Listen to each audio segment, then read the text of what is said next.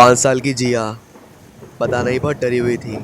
अपनी मम्मी से बार बार कह रही थी कि इस बिल्ली को हटाओ, इसको हटाओ। पर उसकी मम्मी ने कहा, यहाँ कोई बिल्ली नहीं है। जिया जाओ, यहाँ यहाँ कोई बिल्ली नहीं है। जिया अपना मुंह लटकाए डरी सहमी वहां से चली गई।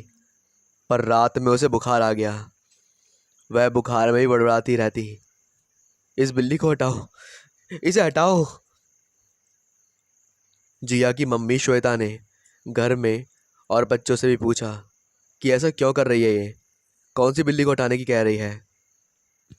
तभी मुस्कुराता हुआ करण बोला, कुछ नहीं चाची, हम लोग डरावनी पिक्चर देख रहे थे और ये भी वहाँ खड़ी हो गई थी। हमने मना किया पर ये नहीं मानी। लग रहा है ये डर गई है। डॉक्टर को दिखाया, उसकी दवा भी कराई, पर कोई फर्क नहीं पड़ा। उसकी तबीयत और ख़राब होने लगी। उसकी मम्मी उसी के पास ही रहती, उसे छोड़कर कहीं नहीं जाती। पता नहीं उस मासूम के मन में किस बात का डर दहशत के रूप में आ गया था कि मन से निकलता ही नहीं था। शायद थोड़ी उम्र में बड़ी होती तो समझती। हर तरीके से समझाया गया। तभी उसे 6 साल बड़ा भाई अजय बोला, जिस दिन रात में छत पर सोए थे उसी दिन से इसे बिल्ली दिखी थी। इसने मुझे सुबह बताया था, पर मुझे कोई बिल्ली नहीं दिखाई दी।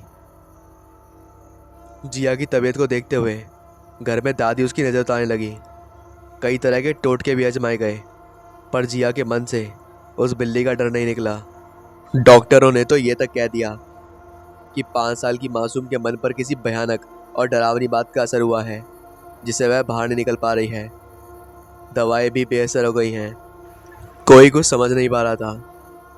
हर तरह की झाड़ फूक करवा कर देख ली गई थी।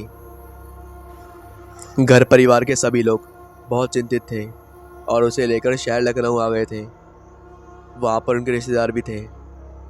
पास के ही एक माने हुए अस्पताल में उसका इलाज चलने लगा कि वह ठीक हो रही है, पर फिर अचानक उसकी तबीयत बिगड़ने लगी। डॉक्टर ने कहा कि हमारे बस का नहीं है, लगता है कोई दूसरा बुखार है। पीहू की मां रोने लगी। 5 साल की छोटी बच्ची की इस असहनीय पीड़ा को वह देख नहीं पा रही थी। अस्पताल में भी वह यही क्या करती, इस बिल्ली को हटाओ, इस बिल्ली को हटाओ, यहाँ से हटा दो कोई इसे। पर कोई भी कुछ समझ नहीं पा रहा था। पता नहीं इस मासूम को क्या दिखाई दे रहा था जो और किसी को दिखाई नहीं दे रहा था।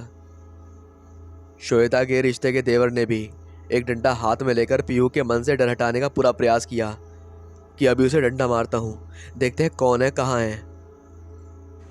तुम बेफिक्र रहो, मैं बैठा हूँ डंडा लेकर। लेकिन बिल्ली सिर्फ पीहू को ही नजर आती।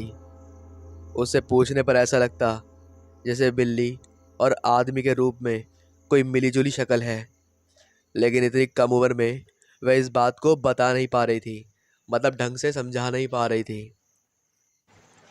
अब तो सभी ने डिसीजन ले लिया कि इसे मेडिकल कॉलेज में ले जाया जाए, वहीं इसका इलाज हो सकता है। पर वहाँ भी निराशा हाथ लगी। उसका कोई इलाज नहीं कर पा रहा था, क्योंकि बीमारी समझ नहीं आ रही थी। और ये बीमारी थी दहशत की, डर की। ये बीमारी मासूम जिया को उस अनजान आकृति से जो बिल्ली की तरह थी उससे मिली थी।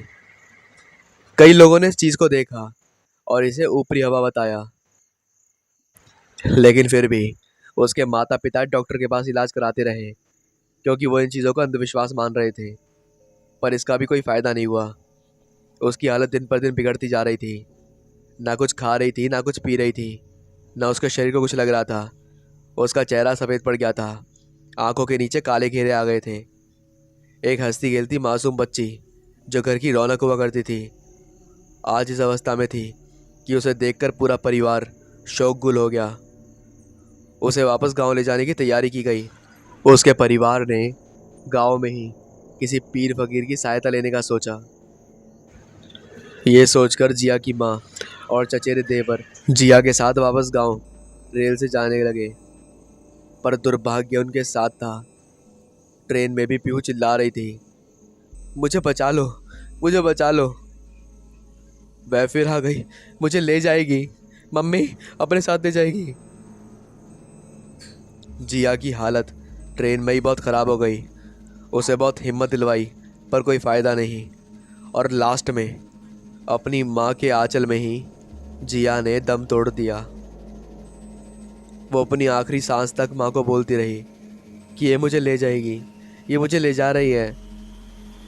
और जिया अपनी माँ की गोद में निडाल हो गई। देवर समझ गए कि जिया अब चल बसी, कोई कुछ नहीं कर पाया, अनहोनी को कोई टाल नहीं पाया। उस माँ का दर्द समझना आसान नहीं, जिसके लिए वह 5 साल की जिया सब कुछ थी। उसे सारी पुरानी बातें याद आने लगी कि कैसे जिया अपने बचपन को जीती थी, कितनी खुश रहती थी वो। उसकी छोटी छोटी हरकतें, हर बात जिस पर वह हंसा करती थी, अब रोने का कारण बन चुकी थी।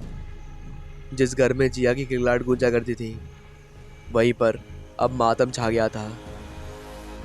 आज भी श्वेता के मन में यही काश रह गया कि जिया काश बच जाती, कोई ऐसा मिल जाता जो उसे ठीक कर पाता। पर नियति बहुत दर्दनाक थी। जिंदगी ऐसे दर्द दे जाती है, कुछ जख्म ऐसे छोड़ जाती है जो कभी भर नहीं पाते।